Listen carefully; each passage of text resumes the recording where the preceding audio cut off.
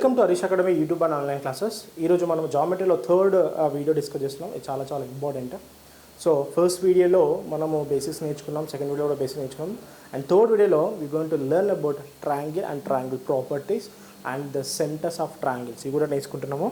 So ఈ video మొత్తం కూడా మనం ట్రయాంగిల్ సంబంధించిన మ్యాటర్ ఉంటుంది. సో చాలా చాలా ఇంపార్టెంట్. ఇవి వస్తే కంపల్సరీ మీరు క్వశ్చన్స్ని సాల్వ్ చేయగలుగుతారు. ఓకే, సో మనకున్నటువంటి మూడు భుజాల యొక్క నియమాలను బట్టి, మూడు కోణాల యొక్క నియమాలు బట్టి మనకు త్రిభుజాలు ముఖ్యంగా 5 రకాలుగా ఉండడం జరిగింది. ఎన్ని రకాలు? 5 రకాలు. సో ఫస్ట్ రకాన్ని స్కెలెన్ ట్రయాంగిల్ అంటాం. ఏం ట్రయాంగిల్ అంటాము? స్కెలెన్ ట్రయాంగిల్ అనడం జరుగుతుంది. విషమ బాహు త్రిభుజము. ఏ త్రిభుజము? విషమ బాహు త్రిభుజము. రెండోది రైట్ యాంగిల్ ట్రయాంగిల్. ఓకే, లంబకోణ త్రిభుజము. లంబకోణ త్రిభుజము. మూడోది isosceles triangle. So isosceles triangle ఏమంటాం? సమద్విబాహు త్రిభుజం. ఓకే, నాలుగోది ఈక్విలాటరల్ ట్రయాంగిల్, సమబాహు త్రిభుజము. ఓకే, సమబాహు త్రిభుజము. సమబాహు త్రిభుజాన్ని మనము ఈక్విలాటరల్ ట్రయాంగిల్ అంటే లాస్ట్ది రైట్ యాంగిల్ ఐసోసెలస్ ట్రయాంగిల్, లంబకోణ సమద్విబాహు త్రిభుజం. ఓకే, ఈ లంబకోణ సమద్విబాహు త్రిభుజం ఎందులో ఏర్పడుతుందో కూడా డిస్కస్ చేయొచ్చు. ఓకే, మొత్తం అంటే భుజాల నియమాలను బట్టి, ఓకే, కోణాల నియమాలను బట్టి మనకు మొత్తం త్రిభుజాలు ఎన్ని రకాలు ఉన్నాయంటే 5 రకాలు ఉన్నాయి. ఓకే, త్రిభుజంలోని కోణాలు మొత్తం ఎంత ఉంటుందంటే 180 డిగ్రీస్ ఉంటుంది. ఎంత ఉంటుంది? 180 డిగ్రీస్ ఉంటుంది.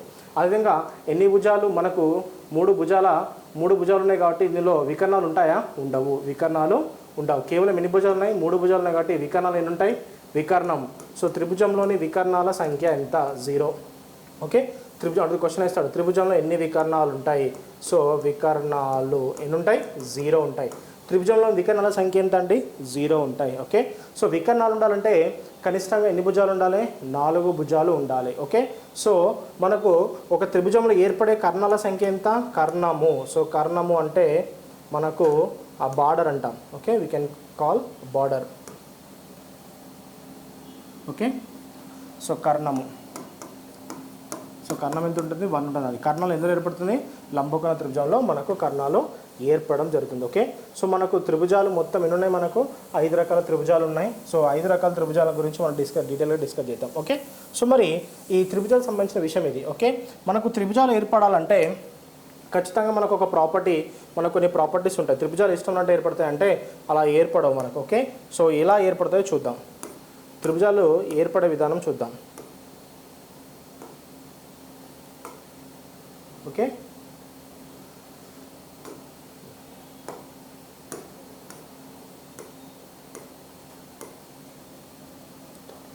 సో త్రిభుజాలు ఏర్పడాలంటే మనకు ప్రాపర్టీస్ ఉంటాయి. ఓకే, సో ప్రాపర్టీస్ ఏంటా ప్రాపర్టీస్ చూద్దాం.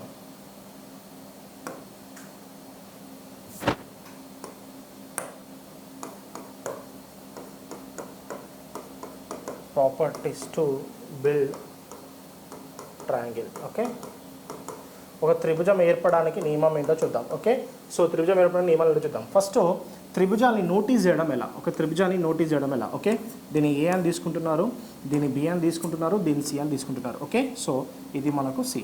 ఓకే, ఏకి అంటే ఈ శీర్షానికి వ్యతిరేకంగా ఉండే భుజం ఏమవుతుందంటే ఏ అని తీసుకోవాలి. అందరూ ఏ అంటే ఇక్కడ ఏ అని తీసుకుంటారు, అలా కాదు. ఏకి ఆపోజిట్ భుజాన్ని ఏ అని తీసుకుంటాం. అంటే ఏ అనే శీర్షానికి వ్యతిరేకంగా ఉండే భుజం ఏంటిది?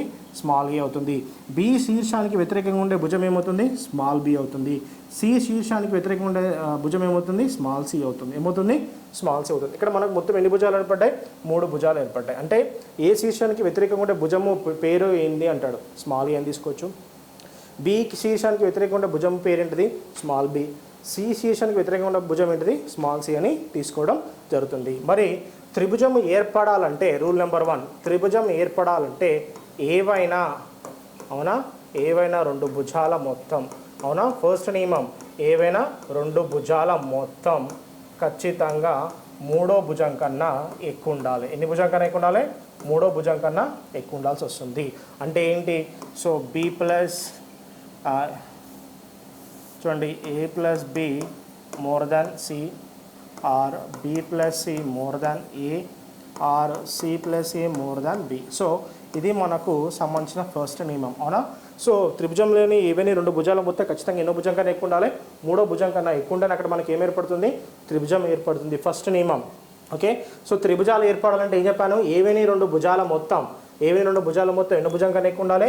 3వ భుజం కన్నా ఎక్కువ ఉండాలి. So A plus B more than C, లేదా B plus C more than A లేదా C plus C more than B. అంటే మనకు ఏవైనా రెండు భుజాల మొత్తం కూడితే మనకు మూడో భుజం కన్నా ఎక్కువ రావాలి. ఇది ఫస్ట్ ప్రాపర్టీ. ఓకే, ఇది first property. Okay, second property చూద్దాం. Okay, second property.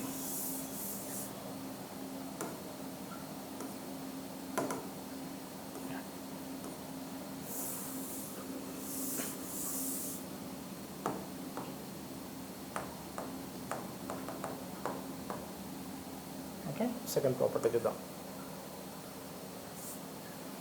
రెండో ప్రాపర్టీ, రెండు భుజాల భేదము. రెండు భుజాల భేదము మూడో భుజం కన్నా తక్కువ. ఓకే,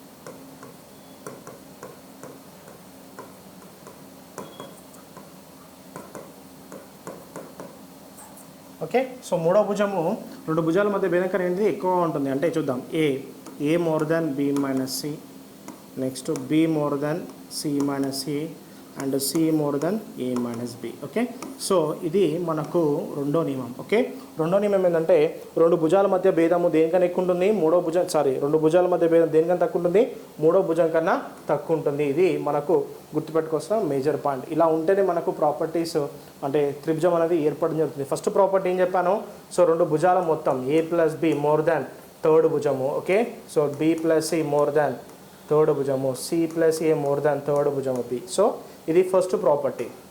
ఓకే, ఇదే ప్రాపర్టీ ఫస్ట్ ప్రాపర్టీ. సో ఇదే ప్రాపర్టీ సెకండ్ ప్రాపర్టీ. ఇప్పుడు ఈ రెండు ప్రాపర్టీస్ మీద మనకు గ్రూప్ డీలో ఒక క్వశ్చన్ రావడం జరిగింది, ఏంటో చూద్దాం. ఓకే, సో ఇప్పుడు మనకు దీన్ని బట్టి చూద్దాం. ఓకే, దీన్ని బట్టి చూద్దాం.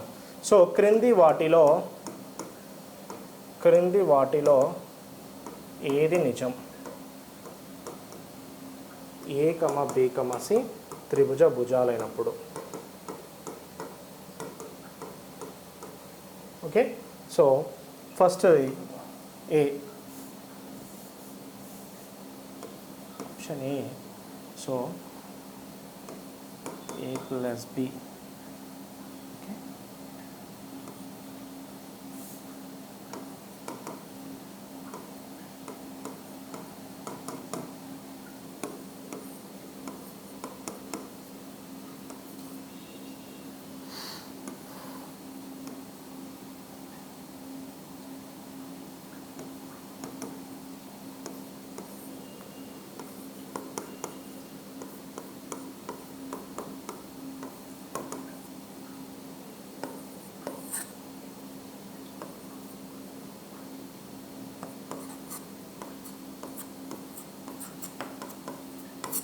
ఓకే, ఇది మనకు వచ్చినటువంటి క్వశ్చన్. క్రింది వాటిలో ఏది నిజం? ఇప్పుడు A comma B comma C ఏ భుజాలు అయినప్పుడు త్రిభుజ భుజాలు అయినప్పుడు ఏది నిజం అని వచ్చింది. ఇటువంటి మనకు ప్రీవియస్ ఇయర్ క్వశ్చన్ ఇది.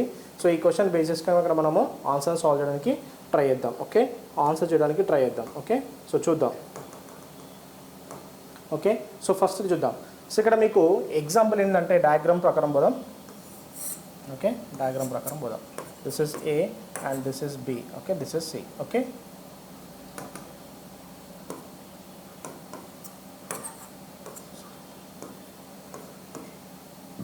ఓకే, ఇది మనకి ఇచ్చినటువంటి డయాగ్రామ్ ప్రకారం. ఓకే, మనకు ఫస్ట్ నియమం ఏం చెప్పాను, సో మనకి ఏవైనా రెండు భుజాలు మొత్తం మూడో భుజం కన్నా ఎక్కువ ఉండాలని చెప్పాను. ఓకే, సో ఇప్పుడు మనకి ఇక్కడ చూడండి, అన్నింటిలో కూడా మధ్య భుజం ఏమి ఇచ్చాడు, మూడో భుజము సి అని తీసుకున్నాడు. అన్నింటిలో మూడో భుజం ఏం తీసుకున్నాడు, సి అని తీసుకున్నాడు. అంటే సో ఫస్ట్ నియమం చూద్దాం. సి ఖచ్చితంగా దేనికన్నా తక్కువ ఉంటుంది, సో సి ఖచ్చితంగా దేనికన్నా తక్కువ ఉంటుంది, సో రెండు భుజాల మొత్తం కన్నా తక్కువ ఉంటుంది. ఓకే, అదేవిధంగా సి దేనికన్నా ఎక్కువ ఉంటుంది, వాటి మధ్య భేదం కన్నా ఎక్కువ ఉంటుంది. అంటే మొదటి రెండు నియమాలు కలిపి మనకు క్వశ్చన్ దిగింది. ఓకే, గుర్తుపెట్టుకోండి. సో ఇక్కడ సి అనేది మూడో భుజం, ఏబిలో మొదటి రెండు భుజాలు. ఓకే, ఫస్ట్ నియమం ఏంటిది, రెండు భుజాల మొత్తం మూడో భుజం కన్నా ఎలా ఉంటుందని చెప్పాను, ఎక్కువ ఉంటుందని చెప్పాను. ఇక్కడ సి దేనికన్నా ఎక్కువ, ఏ ప్లస్ బి కన్నా తక్కువ. అంటే సి కన్నా ఏది ఎక్కువ, ఏ ప్లస్ బి ఎక్కువ. సి దేనికన్నా ఎక్కువ, ఆ రెండు భుజాల మధ్య భేదం కన్నా ఎక్కువ అవుతుంది. సో ఈ విధంగా ఉంటే మనము త్రిభుజాలని ఫామ్ చేయొచ్చు. ఈ విధంగా ఉంటేనే త్రిభుజాలను ఫామ్ చేయొచ్చు. సో చాలా చాలా ఇంపార్టెంట్ అండి, గుర్తుపెట్టుకోండి. ఏంటిది ఫస్ట్ నియమం ఏంటిది, రెండు భుజాల మొత్తము మూడో భుజం కన్నా ఎలా ఉండాలి, ఎక్కువ ఉండాలి. ఎక్కువ ఉంటేనే ఖచ్చితంగా ఏం ఫామ్ అవుతుంది, త్రిభుజం ఫామ్ అవుతుంది. లేదా ఏవైనా రెండు భుజాల మధ్య భేదము మూడో భుజం కన్నా తక్కువ ఉంటేనే అక్కడ ఏమవుతుంది, మనకు త్రిభుజము ఏర్పడుతుంది. ఇది మనకు చాలా చాలా ఇంపార్టెంట్. ఓకే, ఫస్ట్ ప్రాపర్టీ ఏంటంటే మనకు, సో ఏవిని రెండు భుజాల మొత్తం ఖచ్చితంగా గుర్తుపెట్టుకోండి. సో కాన్సెప్ట్ ఏంటి అంటే మనకు త్రిభుజ, అవునా, త్రిభుజ నియమము. ఓకే, త్రిభుజ నియమము ఏంటి, ఏం చెప్పాను, రెండు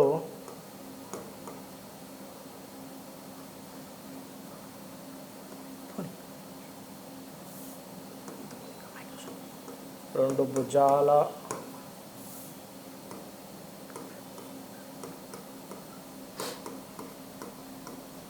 భేదము కన్నా మూడో భుజము రెండు భుజాల మొత్తం. ఓకే, ఫస్ట్ నియమం ఏంటిది, రెండు భుజాల మధ్య భేదము దేనికన్నా తక్కువ ఉండాలి, మూడో భుజం కన్నా తక్కువ ఉండాలి.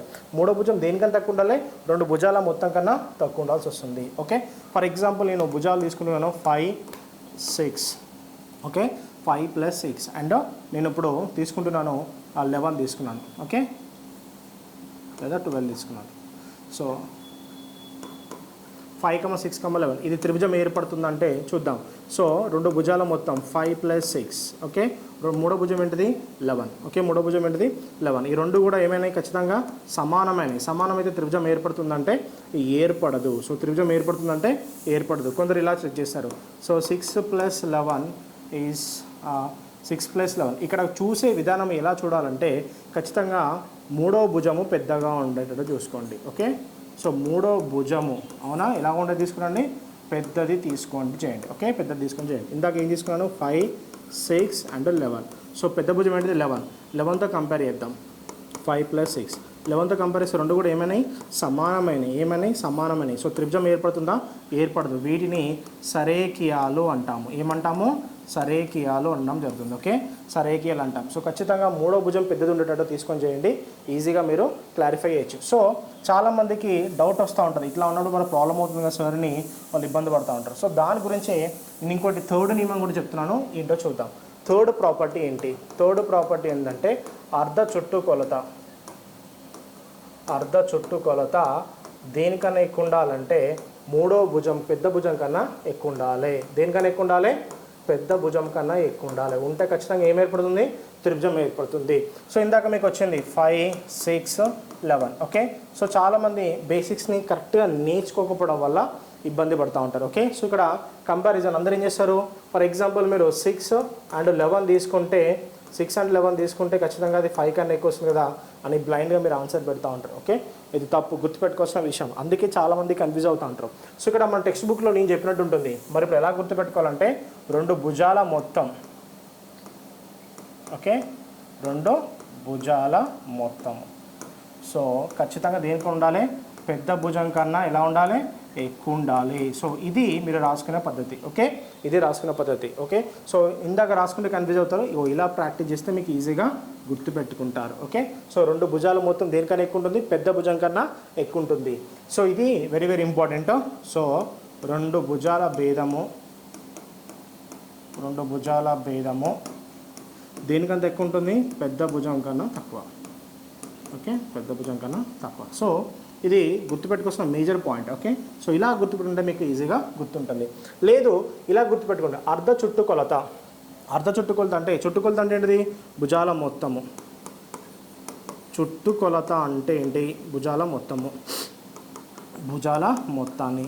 ఓకే, భుజాల మొత్తాన్ని ఏమంటాం, చుట్టుకొలత అంటాం. అవునా, చుట్టి రావడాన్ని చుట్టుకొలత అంటాం. ఓకే, అర్ధ చుట్టుకొలత అంటే దాన్ని సమానం చేయాలి. అంటే భుజాల మొత్తాన్ని ఏం చేయాలి, /2 చేయాలి. అంటే ఖచ్చితంగా ఎస్ అనేది దేనికన్నా ఎక్కువ ఉండాలంటే ఎస్ అంటే ఏంటిది, A + B + C overall /2 compulsory దేనికన్నా ఎక్కువ ఉండాలి, పెద్ద భుజం కన్నా ఎక్కువ ఉండాలి. దేనికన్నా ఎక్కువ ఉండాలి, పెద్ద భుజం కన్నా ఎక్కువ ఉండాలి. అర్ధ చుట్టుకొలత అంటే చుట్టుకొలతను ఏం చేయాలి, సగం చేయాలి. చుట్టుకొలతను సగం చేస్తే వచ్చేది దాని ఏమంటాం, అర్ధ చుట్టుకొలత. దేనికన్నా ఎక్కువ ఉండాలి, పెద్ద భుజం కన్నా ఎక్కువ ఉండాలి. ఇందాక ఎగ్జాంపుల్ తీసుకొని సాల్వ్ చేయండి. 5, 6 and 11. ఓకే, సో అర్ధ చుట్టుకొలత అంటే 5 + 6 + 11 ఓవరాల్ డివైడ్ బై అతిపెద్ద భుజం ఇక్కడ ఎంత, 11. చూద్దాం. 5 + 6 ఎంత, 11. 11 + 11 ఎంత, 22. So 22 divided by 2 is equal to 11. అంటే 11 is equal to 11. Okay, so మరి ఇక్కడ పెద్దది వచ్చిందా, రాలేదు. కాబట్టి ఇక్కడ త్రిభుజం ఏర్పడుతుందా, ఏర్పడదు. సో ఇక్కడ ఉన్న బిందువులు ఏమంటాము, సరేకియాలు అంటాము. ఓకే, ఏమంటాము, సరేకియాలు అవుతాయి. ఏమవుతాయి, సరేకియాలు అవుతాయి. ఓకే, ఇది గుర్తుపెట్టుకోవాల్సిన విషయం. థర్డ్ ప్రాపర్టీ ఏం చెప్పాను, అర్ధ చుట్టుకొలత దేనికన్నా ఎక్కువ ఉండాలి, పెద్ద భుజం కన్నా ఎక్కువ ఉండాలి. ఉంటే ఖచ్చితంగా ఏం ఏర్పడుతుంది, త్రిభుజం ఏర్పడుతుంది. సో ఇది చాలా చాలా ఇంపార్టెంట్ అండి. ఓకే, కొన్ని క్వశ్చన్స్ని మనం ఇక్కడ డిస్కస్ చేద్దాం. ఓకే, ఈ థర్డ్ ప్రాపర్టీలో కొన్ని క్వశ్చన్స్ చూద్దాం. ఓకే, సో క్వశ్చన్ చూద్దాం. క్రింది వాటిలో మనకు త్రిభుజం ఏర్పడే భుజాలు, త్రిభుజాన్ని ఏర్పరిచే భుజాలు ఏవి అంటున్నాడు. ఓకే, అన్నిటికీ కూడా మీరు ఏం చేయాలంటే అర్ధ చుట్టుకొలత సెమీ పెరిమీటర్ కాన్సెప్ట్ యూజ్ చేయండి. Okay, semi perimeter concept use చేయండి, మీకు ఈజీగా ఆన్సర్ని మీరు నోటీస్ చేయొచ్చు. ఓకే, సెమీ అర్ధ చుట్టుకొలత. సో చూద్దాం. 5 + 4 + 9 డివైడ్ బై 2.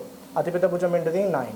5 + 4 ఎంత, 9. 9 + 9 ఎంత, 18. 18 డివైడ్ బై 2 అంటే ఎంత వస్తుంది, 9 ఈజ్ ఈక్వల్ టు 9 వస్తుంది. ఓకే, మనకు ఏం రావాలి, మోర్ దెన్ రావాలి. వచ్చిందా, రాలేదు. So first option wrong. Okay, first option wrong. Okay, second option చూడండి.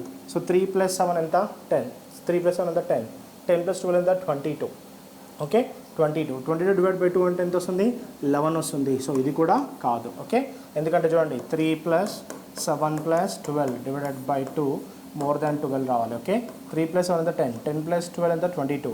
22 బై 2 అంటే ఎంత వస్తుంది, 11. 11 ఏమవుతుంది, సో రాంగ్. ఇక్కడ మనకు మోర్ దాన్ రావాలి. ఓకే, మరి మోర్ దాన్ వస్తుందంటే రావట్లేదు. ఓకే, మోర్ దాన్ వస్తుందా, రావట్లేదు. So second one wrong. Third one చూద్దాం. 2 + 5 ఎంత, 7. 7 + 7 ఎంత, 14. 14 బై 2 అంటే ఎంత వస్తుంది, 7. సో 7 ఈజ్ ఈక్వల్ 7 అంటే రాంగ్ అవుతుంది. సో మిగిలిన ఆప్షన్ మనకి ఇది అవుతుంది. ఎందుకంటే 4 + 8 + 6 డివైడ్ బై 2 అతిపెద్ద భుజం అంటే 8. 4 + 8 ఎంత అవుతుంది, సో 18. 18 డివైడ్ బై 2 అంటే ఎంత, 9. Is 9 more than 8, yes. Semi perimeter is more than highest side, yes. So ఇది త్రిభుజాన్ని ఏర్పరుస్తుంది అంటే బేసిక్గా త్రిభుజాన్ని ఏర్పరుస్తుంది. సో ఈ విధంగా చేయొచ్చు. ఓకే, సో ఇది మనకి ఎగ్జామ్ వచ్చిన క్వశ్చన్. ఇంకోటి ఏమంటారంటే క్రింది వాటిలో సరేకియాలు ఏవి అంటాడు. సరేకియాలు అంటే ఏంటి, సో ఏం కావాలి, అన్నీ మనకు వైశాలు ఏమేమి రావాలి, 0 రావాలి. ఓకే, అట్లాంటి క్వశ్చన్ కూడా అడుగుతాడు. దీనిలో సెకండ్ మోడల్ చూద్దాం. Okay, so first model question ఏంటిది, క్రింది వాటిలో త్రిభుజాలు ఏర్పరిచే భుజాలు. సో 5 + 4 + 9 అంటే 18. 18 డివైడ్ బై 2 అంటే 9. సో 9 ఈజ్ ఈక్వల్ 9 పెద్ద భుజం అవుతుంది. కాబట్టి ఇక్కడ మనకి ఏర్పడేది ఏంటి, దాని వైశాల్యం ఎంత వస్తుంది, మనకు 0 రావడం జరుగుతుంది. వైశాల్యం ఏమొస్తుంది, 0. ఎక్కడైతే వైశాల్యం 0 వస్తుందో వాటిని ఏమంటారు, సరేకియాలు అంటాము. ఏమంటాము, సరేకియాలు అంటాము. ఇది గుర్తుపెట్టుకోవాల్సిన మేజర్ పాయింట్. ఓకే, అంటే ఎప్పుడైతే అర్ధవృత్త చుట్టుకొలత పెద్ద భుజానికి సమానం అవుతుందో వాటిని సరేకియాలు అంటాం. Okay, point number 1 very very important.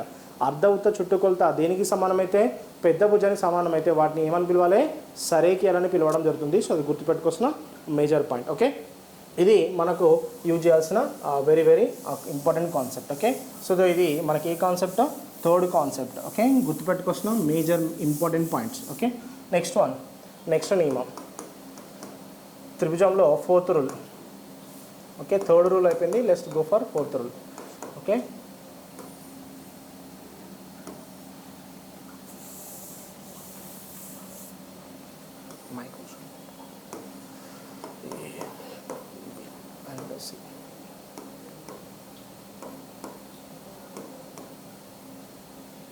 Okay, so ఇప్పుడు మనం గుర్తుపెట్టుకోవాల్సిన very very important. Okay, so దీన్ని ఏమంటామంటే బాహ్య కోణం అంటాము. ఏమంటాము, బాహ్య కోణం అంటాము. ఓకే, సో బాహ్య కోణం అనేది ఎప్పుడు దేనికి సంబంధం ఉంటుందంటే వాటి వ్యతిరేక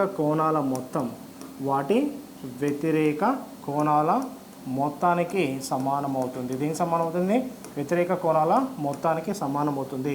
ఇది గుర్తుపెట్టుకోవాల్సిన వెరీ వెరీ ఇంపార్టెంట్ పాయింట్ అండి. ఓకే, సో చాలా ఇంపార్టెంట్. సో ఈ బాహ్య కోణం రావాలంటే ఏం చేయాలి, ఈ రెండు కోణాలు కూడా ఏం చేయాలి, యాడ్ చేయాలి. యాడ్ చేస్తే ఏర్పడదాన్ని ఏమంటాము, బాహ్య కోణము అంటాము. సో ఈ బాహ్య కోణం రావాలంటే ఏం చేయాలి, ఈజ్ ఈక్వల్ టు వాటి వ్యతిరేక కోణాల మొత్తం అవుతుంది. సో ఇక్కడ బాహ్య కోణం అనుకున్నామంటే ఏం చేయాలి, angle x plus angle z కుడితే మనకు సరిపోతుంది. ఓకే, x + z కుడితే మనకు వచ్చేది ఈ బాహ్య కోణం వస్తుంది. ఓకే, సో ఇక్కడ బాహ్య కోణం రావాలంటే ఓకే, సో ఇక్కడ బాహ్య కోణాలు అంటే దానికి ఆపోజిట్ ఉన్న తీసుకొని సాల్వ్ చేయాల్సి వస్తుంది. ఓకే, ఎప్పుడైనా కూడా మనకు మూడవ కోణం అంటే బాహ్య కోణం రావాలంటే దాని ఏంటిది వ్యతిరేక కోణాల మొత్తాన్ని దేనికి సమానం అవుతుంది, బాహ్య కోణానికి సమానం అవడం జరుగుతుంది. సో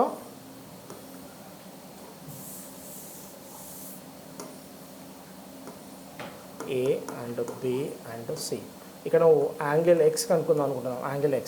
యాంగిల్ ఎక్స్ కావాలంటే ఎక్స్ డిగ్రీస్ ఈజ్ ఈక్వల్ ఏం తీసుకోవాలి, angle A plus angle C తీసుకోవాలి. ఓకే, ఇది గుర్తుపెట్టుకోవాల్సిన విషయం.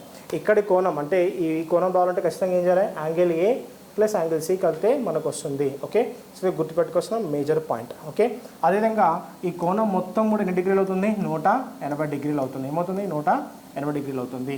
సో నీకు ఇప్పుడు యాంగిల్ బి కావాలంటే ఏం చేస్తావు, యాంగిల్ బి కావాలంటే ఏం చేయాలంటే 180 డిగ్రీస్ మైనస్ ఎక్స్ చేస్తావు. ఏం చేస్తావు, 180 degrees minus X. So angle B is equal to 180 degrees minus, okay, angle X అంటే ఏంటిది, యాంగిల్ ఏ ప్లస్ అదేవిధంగా యాంగిల్ సి. సో ఈ విధంగా సాల్వ్ చేయొచ్చు. అంటే దీని నుంచే మనం ఇక్కడ ప్రాపర్టీస్ని తీసుకోవడం జరిగింది. సో ఇది గుర్తుపెట్టుకోవాల్సిన మేజర్ పాయింట్. ఓకే, సో ఇది మొత్తం కోణం ఎంత అవుతుంది, 180 డిగ్రీలు అవుతుంది. అంటే అంతర్కోణం ప్లస్ బాహ్య కోణం మొత్తం కలిపితే మనకి ఎంత వస్తుంది, 180 డిగ్రీలో రావడం జరుగుతుంది. సో కాబట్టి ఈ బాహ్య కోణం కావాలంటే దాని వ్యతిరేక కోణాల మొత్తాన్ని మనం బాహ్య కోణంగా పిలవడం జరుగుతుంది. ఓకే, ఇది చాలా చాలా ఇంపార్టెంట్ పాయింట్. ఓకే, సో చాలా ఇంపార్టెంట్ పాయింట్ అంటే దీని బేసిస్గా మనం ఆన్సర్స్ని సాల్వ్ చేయడం జరుగుతుంది. గుర్తుపెట్టుకోవాల్సిన ఇంపార్టెంట్ పాయింట్. ఓకే, ఇది 4th point. Okay, next 5th point.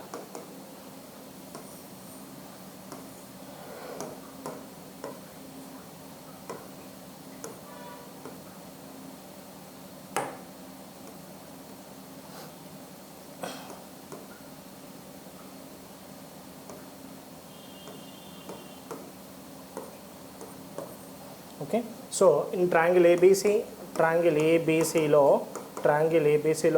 Angle B is equal to angle C అయినా ఖచ్చితంగా బి ఈజ్ ఈక్వల్ టు ఏమవుతుంది, సి అవుతుంది. గుర్తుపెట్టుకోవాల్సిన మేజర్ పాయింట్. ఓకే, ఇక్కడ యాంగిల్ బి యాంగిల్ సి సమానం ఉన్నాయి. అంటే సో వీటి వ్యతిరేక భుజాలు కూడా ఎలా ఉంటాయంటే సమానంగా ఉంటాయి.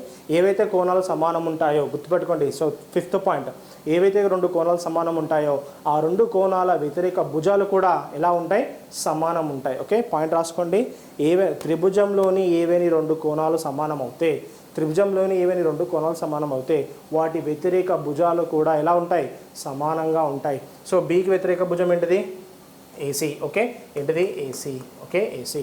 అదేవిధంగా సికి వ్యతిరేక భుజం ఏంటిది, ఏబి. అంటే ఏసీ ఈజ్ ఈక్వల్ ఏమని తీసుకోవచ్చు, ఏబి అని తీసుకుంటాం. ఓకే, ఈ విధంగా మనం తీసుకోవచ్చు.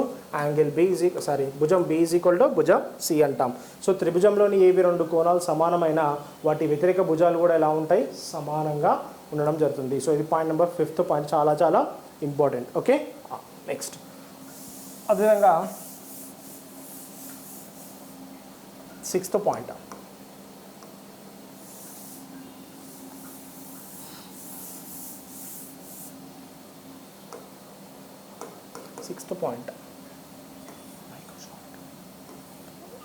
A and B and C.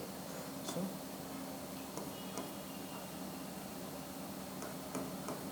okay, so angle B is more than angle C అయింది అనుకోండి.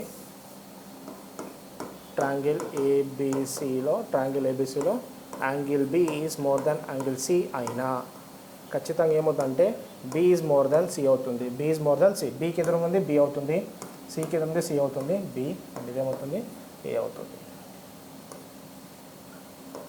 ఓకే, ఇది గుర్తుపెట్టుకోవాల్సిన మేజర్ పాయింట్. అంటే angle B is more than angle C అవుతే ఏం చెప్తున్నాను, బీకి ఎదురుగా ఉన్న భుజం ఏంటిది, ఏసీ.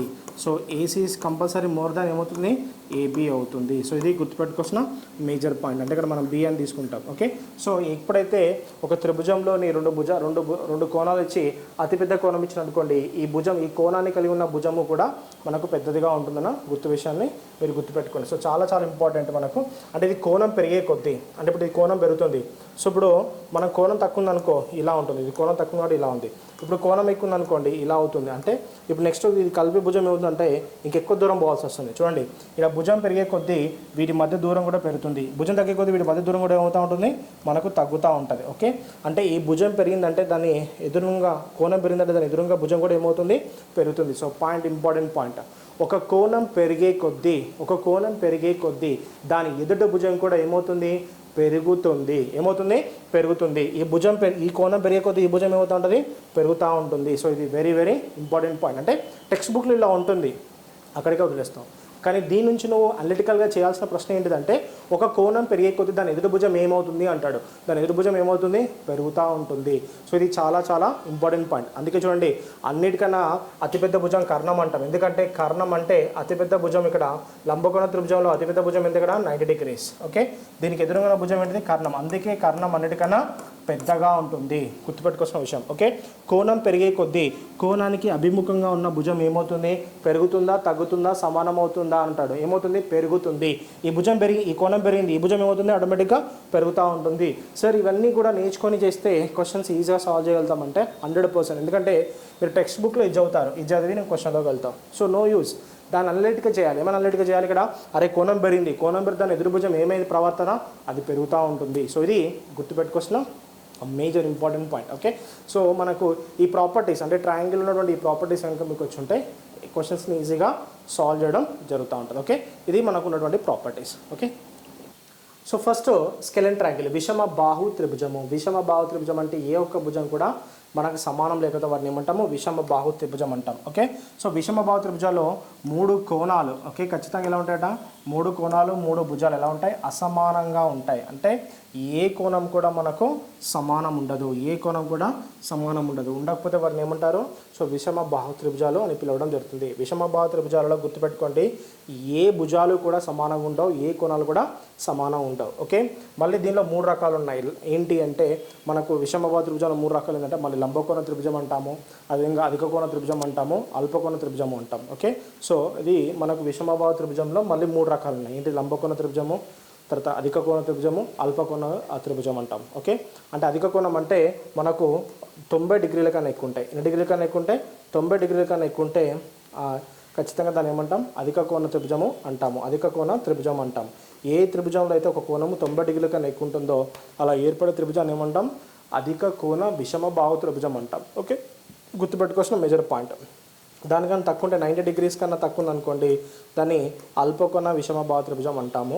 సో 90 degrees తోటి మనకు విషమ బాహు త్రిభుజం ఏర్పడుతుందని లంబకోణ త్రిభుజం అని పిలవడం జరుగుతుంది. సో విషమ బాహు త్రిభుజంలోని 3 భుజాలు ఎలా ఉంటాయి, అసమానంగా ఉంటాయి.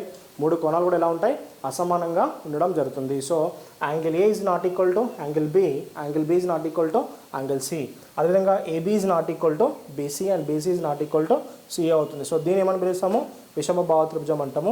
విషమ బాహు త్రిభుజ వైశాల్యం ఉపయోగించాలంటే మీరు ఏం ఉపయోగిస్తారు, హెరాన్స్ ఫార్ములా ఉపయోగిస్తాం. హీరోస్ ఫార్ములా అంటాం లేదా హెరాన్స్ ఫార్ములా అంటాం. Okay, so Heron's formula use చేసి కూడా మీరు విషమ బాహు త్రిభుజ వైశాల్యం కనుకోవచ్చు.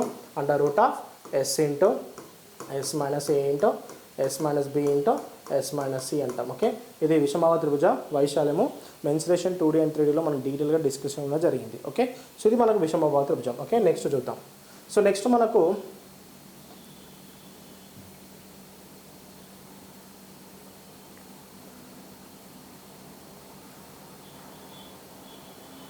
నెక్స్ట్ రైట్ యాంగిల్ ట్రయాంగిల్, లంబకోణ త్రిభుజము. ఓకే, లంబకోణ త్రిభుజం అంటున్నాడు, లంబకోణ త్రిభుజము.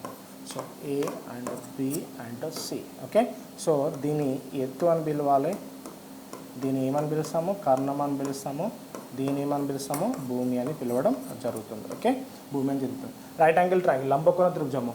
ఒక లంబకోణము మిగిలిన కోణాలు పూరకాలు అవుతాయి. మిగిలిన కోణాలు ఏం కావాలి, పూరకాలు అయినా ఎత్తు భూమి కర్ణము ఏర్పడిన త్రిభుజాన్ని మనం ఏమని పిలవాలి, లంబకోణ త్రిభుజం అంటాం. ఏమంటాము, లంబకోణ త్రిభుజం అంటాం. ఓకే, సో ఇది చాలా చాలా ఇంపార్టెంట్ అండి. అంటే లంబకోణ త్రిభుజం అంటే ఇక్కడ angle A is equal to ఏమవుతుంది, యాంగిల్ బి ప్లస్ ఏమవుతుంది, యాంగిల్ సి అవ్వడం జరుగుతుంది. లంబకోణ త్రిభుజం. ఓకే, లంబకోణ త్రిభుజం. ఇక్కడ ఏ అనేది ఏ కోణము మనకు perpendicular angle, A angle perpendicular angle 90 degrees, A is 90 degrees అని అనుకోండి, మిగిలిన రెండు కూడా ఏమవుతాయి, పూరకాలు అవుతాయి. ఓకే, సో దీనిలో మనకి ఏం ఏర్పడుతుంది, ఎత్తు ఏర్పడుతుంది, కర్ణం ఏర్పడుతుంది, భూమి. కర్ణం అంటే ఏంటి, లంబ కోణానికి అభిముఖంగా ఉండేది.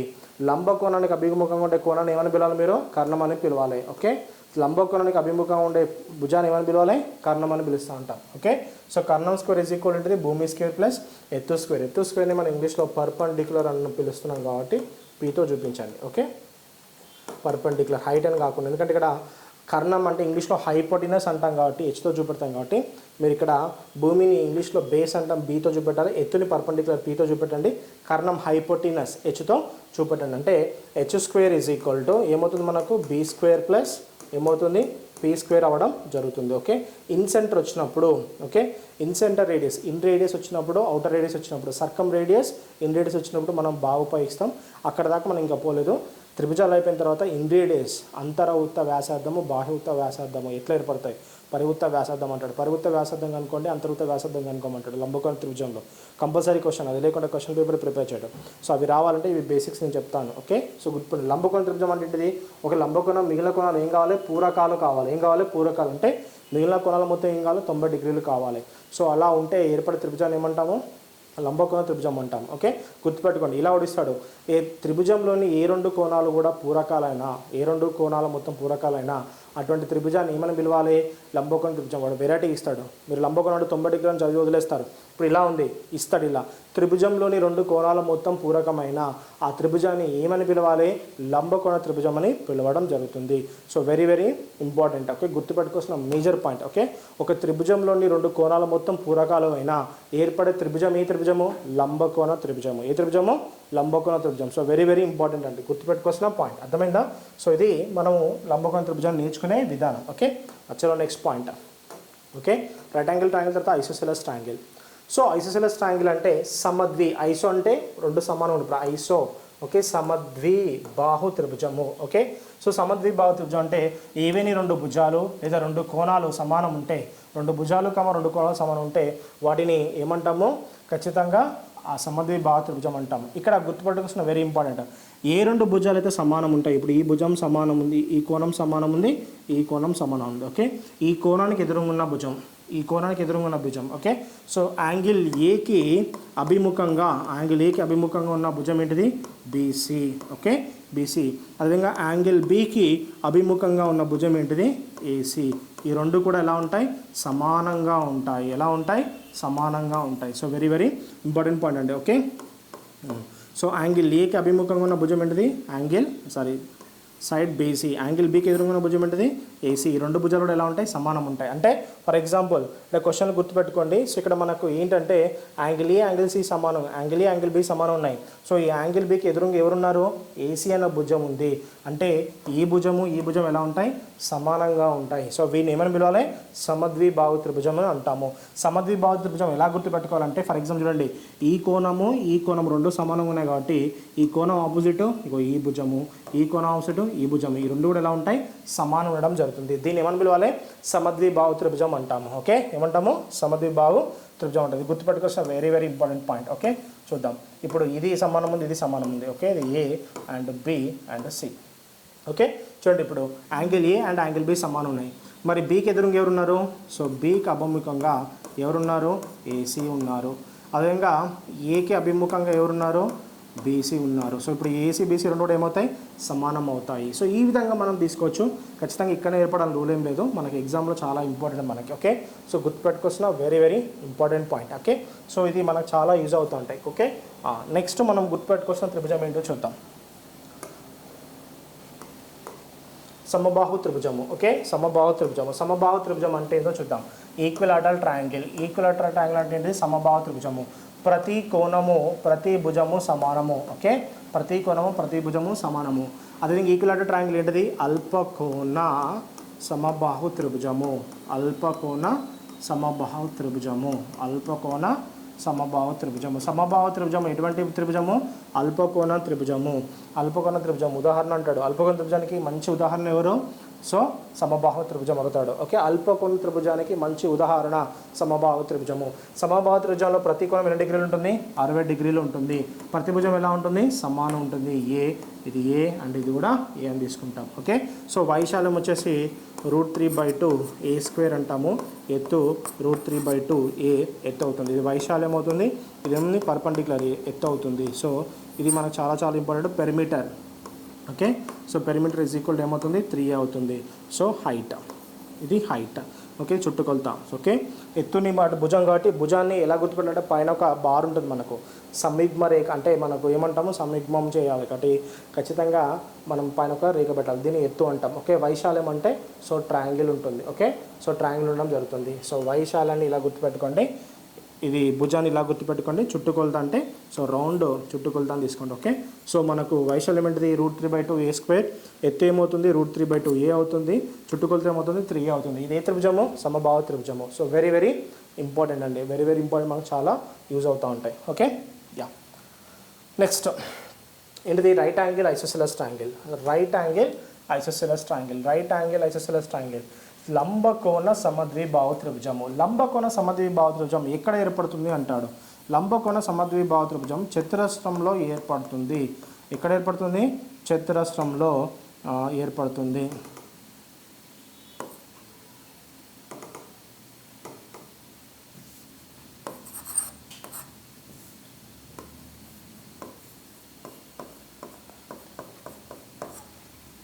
ఇక్కడ ఏర్పడుతుంది చతురస్రంలో ఏర్పడతాయి. చతురస్రంలో ఏర్పడే త్రిభుజాలను ఏమని పిలవాలి లంబకోణ సమద్విబాహు త్రిభుజం అంటాం.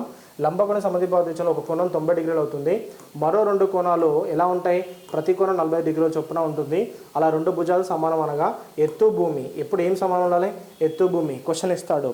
సో ఎక్కడైతే ఎత్తు భూమి సమానంగా ఉంటూ ఏర్పడే త్రిభుజాన్ని ఏమని పిలవాలి లంబకోణ సమద్విబాహు త్రిభుజం.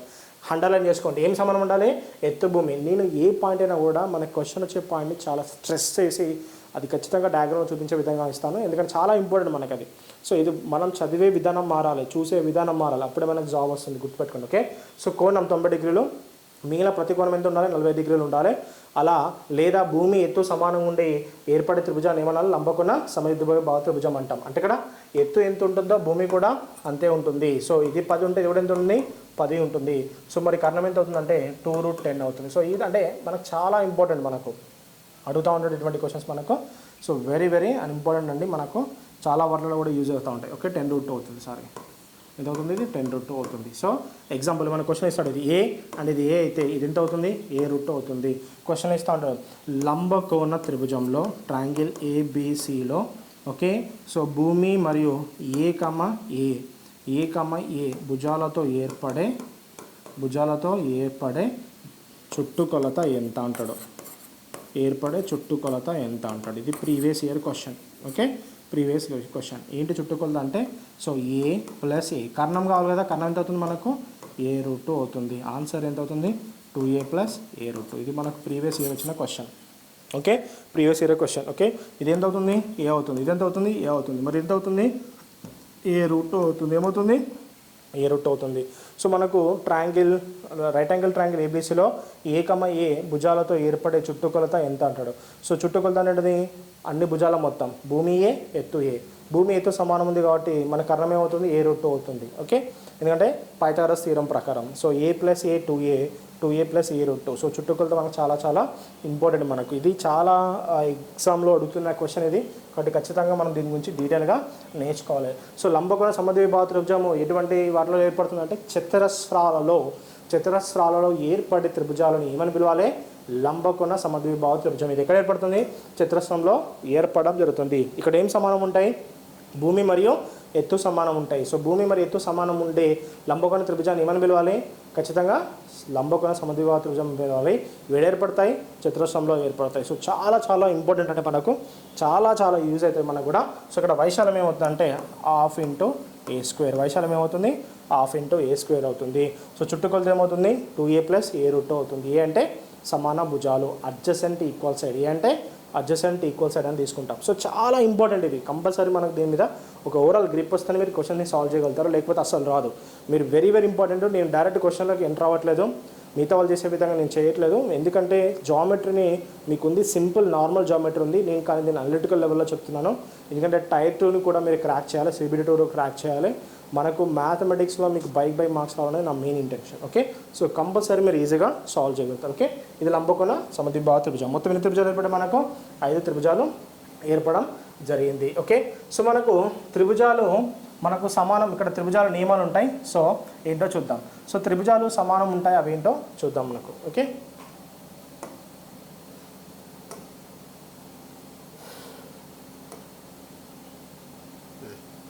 అంతకన్నా ముందు మనం ఏం నేర్చుకోవాలంటే త్రిభుజాలు సిమిలర్ ట్రయాంగిల్స్ సారూప్యత గురించి డిస్కస్ చేద్దాం. దేని గురించి డిస్కస్ చేద్దాం? సిమిలర్ ట్రయాంగిల్స్ సారూప్యత.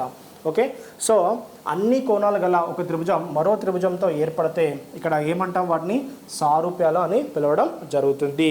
అంటే ఇక్కడ అన్ని కోణాలు ఎలా ఉండాలట? సమానంగా ఉండాలి.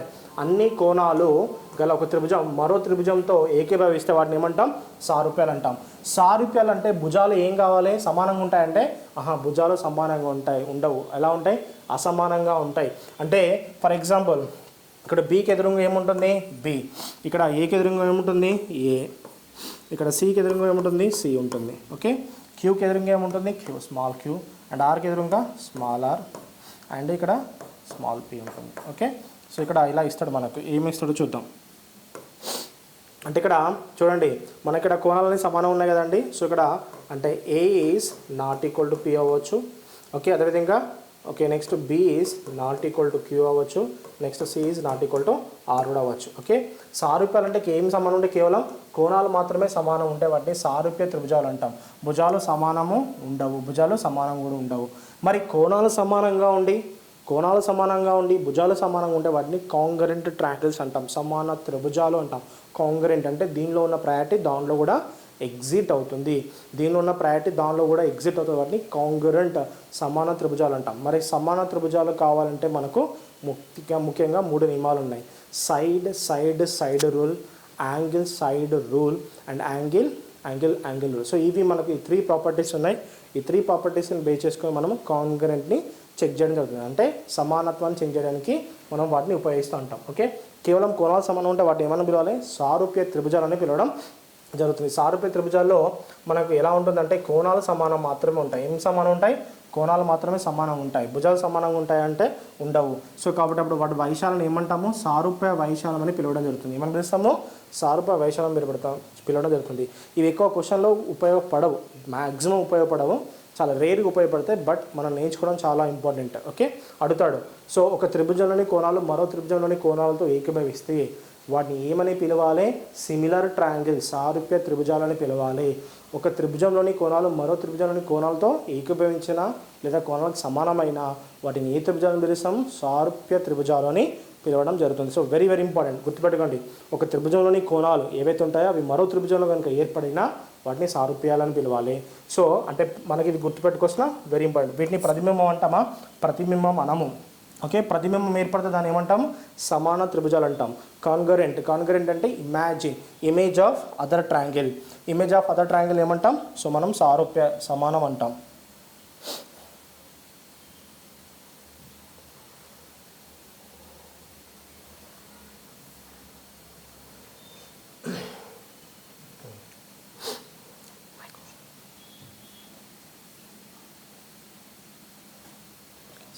నెక్స్ట్ కాంగ్రెంట్ ట్రయాంగిల్స్ ఏమంటాం? కాంగ్రెంట్ ట్రయాంగిల్స్ అంటే ఏం చెప్పాను? కాంగ్రెంట్ ట్రయాంగిల్స్ అంటే సమాన త్రిభుజాలు. 2 త్రిభుజాలు సమానం అనగా ఒక త్రిభుజానికి మరో త్రిభుజానికి పూర్తిగా కలిగి ఉంటాయి. ఒక త్రిభుజాన్ని మరో త్రిభుజం పూర్తిగా కలిగి ఉంటాయి. అంటే ఇక్కడ కోణాలు సమానం, భుజాలు కూడా సమానం. ఓకే, కోణాలు సమానం, అదేవిధంగా ఏం సమానం? భుజాలు కూడా సమానం ఉంటే వాటిని ఏమని పిలవాలి? సారూప్య త్రిభుజాలు, సమాన త్రిభుజాలను పిలవాలి. Angle A is equal angle P. ఇక్కడ యాంగిల్ ఎంత ఉంటుందో ఇక్కడ యాంగిల్ అంతే ఉంటుంది. నెక్స్ట్ యాంగిల్ బి, ఇక్కడ బి ఎంత ఉంటుందో క్యూ కూడా అంతే ఉంటుంది. ఓకే, క్యూ కూడా అంతే ఉంటుంది. Angle C is equal angle R. ఇక్కడ సి ఎంత ఉంటుందో ఆర్ కూడా అంతే ఉండడం జరుగుతుంది. సో అదేవిధంగా భుజాలు అంటున్నాను. ఓకే, సో భుజాలు అంటే ఏబి. సో ఏబి ఎంత ఉంటే పీక్యూ కూడా అంతే ఉంటుంది. సో అదేవిధంగా బీసీ ఎంత ఉంటే సో క్యూఆర్ కూడా అంతే ఉంటుంది. అదేవిధంగా సిఏ ఎంత ఉంటే ఆర్పి కూడా అంతే ఉండడం జరుగుతుంది. సో ఉంటే వాటిని ఏమంటాం, సమాన త్రిభుజాలు అంటాం. సమాన త్రిభుజాలు ఏం సమానం ఉంటాయి, కోణాలు సమానంగా ఉంటాయి. అదేవిధంగా వాటి రెస్పెక్టివ్ అంటే ఆ కోణాలతో ఉన్నటువంటి భుజాలు కూడా మనకి ఎలా ఉంటాయి, సమానంగా ఉంటాయి. అటువంటి త్రిభుజాలను ఏమని పిలవాలి, సమాన త్రిభుజాలను పిలవాలి లేదా కాంగ్రుయెంట్ ట్రయాంగిల్స్ అని పిలవాలి. Okay, so very very important. ఇది మనం గుర్తుపెట్టుకోవాల్సిన very very important point. Okay, మరి కాంగ్రుయెంట్ ట్రయాంగిల్స్ని చెక్ చేయాలంటే ఏంటో చూద్దాం. ఓకే, సో కాంగ్రుయెంట్ ట్రయాంగిల్స్ చెక్ చేయాలంటే మనం 3 రూల్స్ యూజ్ చేస్తూ ఉంటాం. ఓకే, సో త్రిభుజాలు సమానం కావాలంటే, సో త్రిభుజాలు ఏం కావాలంటే, సమానం కావాలంటే, త్రిభుజాలు సమానం కావాలంటే మొత్తం 3 ప్రాపర్టీస్ యూజ్ చేస్తాం. S and S, side side side, side angle side, angle side angle. Okay, నియమాలు పాటించాలి. ఏదో ఒక నియమం పాటిస్తే కూడా వాటిని ఏమంటాం, సో సమాన త్రిభుజాలు అనడం జరుగుతుంది. Side side side. ఓకే, 3 భుజాలు కూడా సమానం ఉన్న వాటిని ఏమంటాం, సమాన త్రిభుజాలు అంటాం. చూడండి ఇక్కడ ఏసీ, ఓకే, ఏబి ఎంత ఉందో పీక్యూ కూడా అంతే ఉంది. ఏబి ఇక్కడ ఏబి ఎంత ఉందో పీక్యూ కూడా ఎలా ఉంటుంది, అంతే ఉంటుంది. అంటే ఇది ఏ ఉంటే ఇది కూడా ఎంత ఉంటుంది, ఏనే ఉండడం జరుగుతుంది. సో ఈ విధంగా మనము ఎస్టిమేట్ చేయొచ్చు. ఓకే, సో ఇది చాలా చాలా ఇంపార్టెంట్. ఇక్కడ సి ఉంటే ఇక్కడ ఎంత ఉంటుంది, ఆర్. ఓకే, సో సమానంగా ఉంటాయి అన్నమాట. Okay, AB is equal to PQ. అదేవిధంగా ఇది ఏ అయితే ఇది పి. ఓకే, ఇది బి అయితే ఇది స్మాల్ బి, ఇది స్మాల్ క్యూ. ఓకే, సో ప్రతి భుజాలు ఎలా ఉంటాయి, సమానంగా ఉంటాయి. ప్రతి భుజాలు సమానం ఉంటాయి, వాటిని ఏమంటాము, సో కాంగ్రుయెంట్ ట్రయాంగిల్స్ అంటాం. 3 భుజాలు సమానం అవుతే ఏర్పడేది మనకు ఒక త్రిభుజంలోని ఈ భుజాలు, ఈ త్రిభుజంలో 3 భుజాలు ఎలా అంటే సమానంగా ఉంటే వాటిని ఏమని పిలవాలి, కాంగ్రుయెంట్ ట్రయాంగిల్స్ అని పిలవాలి. కాంగ్రుయెంట్ ట్రయాంగిల్స్లో మనకు మొత్తం ఎన్ని ప్రాపర్టీస్ ఉన్నాయి, ఏదైనా ఒక 3 ప్రాపర్టీస్లో ఏ ఒక్క ప్రాపర్టీ ఎగ్జిక్యూట్ అయినా కూడా వాటిని కాంగ్రుయెంట్ అని మనం కాల్ చేయడం జరుగుతుంది. ఓకేనా, సో సైడ్ సైడ్ ఇది. నెక్స్ట్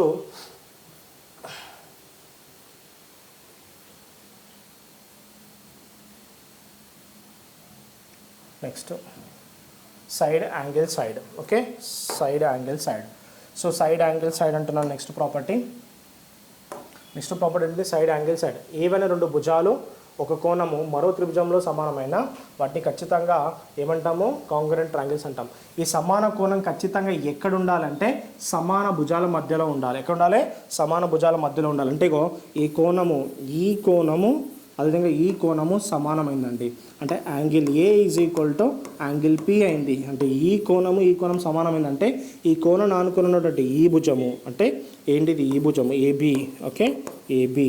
అదేవిధంగా ఈ కోణం ఆనుకున్న భుజం ఏంటిది, పీక్యూ. అంటే ఏబి ఈజ్ ఈక్వల్ టు ఏమవుతుంది, పీక్యూ అవుతుంది. ఓకే, నెక్స్ట్ ఈ కోణం ఆనుకున్న ఇంకో భుజం ఏంది, ఏసీ ఈజ్ ఈక్వల్ టు మళ్ళీ ఏమవుతుంది, పిఆర్ అవుతుంది. ఓకే, సో ఈ విధంగా అంటే ఏదైతే గుర్తుపడండి, సమాన కోణాన్ని ఖచ్చితంగా సమాన భుజాల మధ్య ఉండాలి. సమాన కోణం ఎక్కడ ఉండాలి, సమాన భుజాల మధ్యలో ఉండాల్సి వస్తుంది. చాలా చాలా important. Okay, side AB is equal to ఏమవుతుంది, పీకే అవుతుంది. Side CA is equal to ఏమవుతుంది, ఆర్పి అవుతుంది. ఎప్పుడు angle A is equal to angle P అవుతాయి. ఎగ్జామ్లో మనకి ఇలా ఇది ఇస్తాడు. ఓకే, ఇది ఇచ్చి మనకు సో ఇది మనము కోణాలు కనుక్కోమంటారు. అప్పుడు ఈజీగా మనం దాన్ని సాల్వ్ చేయొచ్చు. ఇది ఏ property, side angle side property. Okay, so ఇది very very important. Next last one, angle side angle.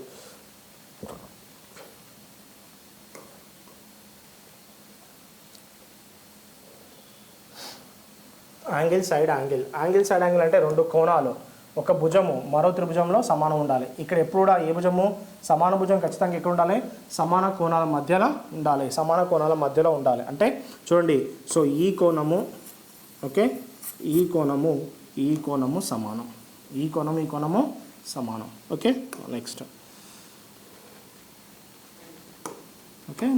ఈ కోణము, ఓకే, ఈ కోణము సమానం. ఓకే, ఈ 2 కోణాలు సమానం ఉన్నాయి.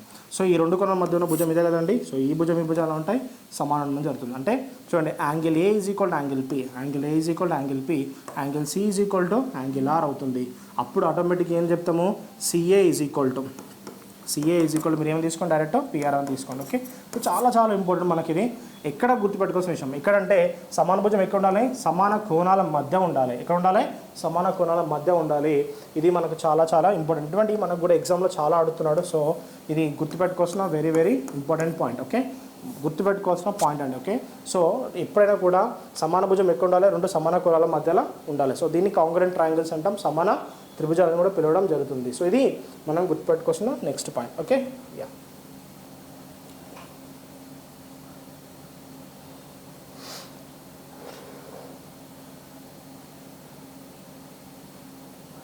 Next rule right hypotenuse properties. Okay, right hypotenuse property. Okay, so right hypotenuse property అంటే లంబకోణ కర్ణ నియమము చాలా చాలా ఇంపార్టెంట్ అండి. సో ఏదైనా ఒక కోణము 90 డిగ్రీలు ఉంటో ఇది 90 డిగ్రీస్, సో ఇది కూడా 90 డిగ్రీస్. Okay 90 degrees. సో ఒక కోణం 90 డిగ్రీలు ఉంటూ రెండు భుజాలు గల లంబకోణ త్రిభుజంలో మరో లంబకోణ త్రిభుజము సమానం ఉంటుంది. అంటే ఇక్కడ చూడాల్సిన విషయం ఏంటో చూద్దాం. ఇలా లంబకోణ త్రిభుజం ఇక్కడ ఏర్పడింది, బి దగ్గర ఏర్పడింది. ఎక్కడ ఏర్పడింది? బి దగ్గర ఏర్పడింది. ఓకే, ఇక్కడ ఏర్పడింది క్యూ దగ్గర ఏర్పడడం జరిగింది. ఓకే, ఈ లంబకోణ త్రిభుజానికి గుర్తుపెట్టుకోవాల్సిన విషయం ఏంటంటే, సో ఇక్కడ చూడండి AB. Okay, AB is equal ఏమవుతుంది? ఇక్కడ పీక్యూ అవుతుంది. పీక్యూ అవుతుంది. అదేవిధంగా AC. Okay, AC is equal ఏమవుతుంది? అదేవిధంగా పిఆర్ అవుతుంది. సో ఇది మనకు గుర్తుపెట్టుకోవాల్సిన విషయం. ఇక్కడ ఏం రాస్తున్నాను నేను? రైట్ యాంగిల్ అంటే లంబకోణము యొక్క భుజము. ఆ లంబకోణ ఆపోజిట్ లంబకోణ అభిముఖము ఎలా ఉంటాయట? సమానం ఉంటాయి. చూడండి right angle. So right angle కలిగి ఉన్న భుజం ఏంది? ఇదే కదండి. సో 90 డిగ్రీలు ఇదే కదండి. ఈ 90 డిగ్రీలు కలిగి ఉన్న భుజం ఏంటిది? ఏబి. ఇక్కడ 90 డిగ్రీలు కలిగిన భుజం ఏంటిది? పీక్యూ. ఓకే, నెక్స్ట్ ఇక్కడ ఏమన్నా హైపోటినస్ అంటే ఏంటిది? కర్ణము. ఓకే, కర్ణం అంటే ఇక్కడ ఇదే కదండి, ఏసీ. ఓకే, ఇక్కడ కర్ణం ఏంటిది? పిఆర్. సో ఇక్కడ ఏసీ ఈజ్ ఈక్వల్ ఏమవుతుంది? పిఆర్ అవుతుంది. ఏ ప్రాపర్టీ ఇది మనకు? Right hypotenuse property. లంబ భుజము మరియు కర్ణము సమాన నియమము ఇది ఉపయోగిస్తుంటాం. Angle B is equal to angle Q అయినప్పుడు AB is equal to PQ and AC is equal to PR అవుతుంది. సో వీటిని ఏమని పిలవచ్చు? కాంగ్రుయెంట్ ట్రయాంగిల్స్ అని పిలవచ్చు. Okay, we can call it congruent triangles అని పిలవచ్చు. ఇది చాలా ఉపయోగపడుతుంది, అందు గురించి స్పెషల్గా చెప్పడం జరిగింది. ఓకే, ఇది గుర్తుపెట్టుకోవాల్సిన వెరీ ఇంపార్టెంట్. ఓకే, సో ఇక్కడ మనకు ఏమంటున్నాను? రైట్ అంటే లంబకోణం కలిగిన భుజము, ఆ లంబకోణానికి అభిముఖంగా ఉన్న కర్ణము. అంటే ఇందులో లంబకోణం అంటే ఎత్తు. ఇండైరెక్ట్ చెప్పాలంటే ఎత్తును కర్ణము సమానంగా ఉన్నాయి. ఇక్కడ ఎత్తు అని రాసుకోండి, ఇంకోటి ఏం రాసుకోండి? కర్ణం అని రాసుకోండి.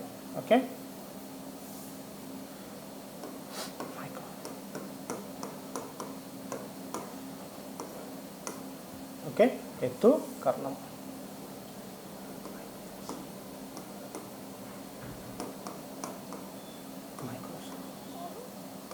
ఎత్తు కర్ణము. సో ఇది చాలా important. Right angle hypotenuse rule. Okay, next property చూద్దాం.